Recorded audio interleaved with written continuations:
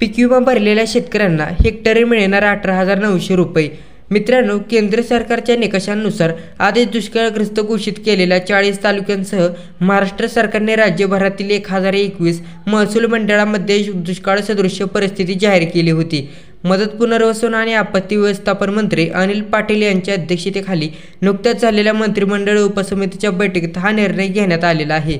राज्य सरकारने ठरवून दिलेल्या निकषांनुसार जून ते सप्टेंबर 2023 या कालावधीत सरासरीच्या 75% पेक्षा कमी आणि 750 मिमीपेक्षा कमी पाऊस पडलेल्या महसुली मंडळामध्ये दुष्काळ सदृश परिस्थिती जाहीर करण्यात आलेली आहे। हे कमी पावसामुळे झाले आहे। पावसाळ्यात राज्य बाधित गावे आता टंचाईग्रस्त भागातील विविध सवलतींसाठी पात्र ठरणार आहेत।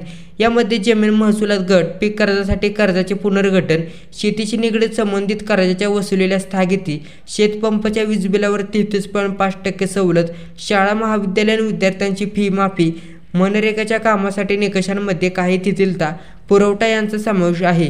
आवश्यक तेथे टँकरद्वारे पिण्याचे पाणी आणि दुष्काळ जाहीर केलेल्या गावांमध्ये शेतपंपाचे वीज कनेक्शन खंडित केले जाणार नाही।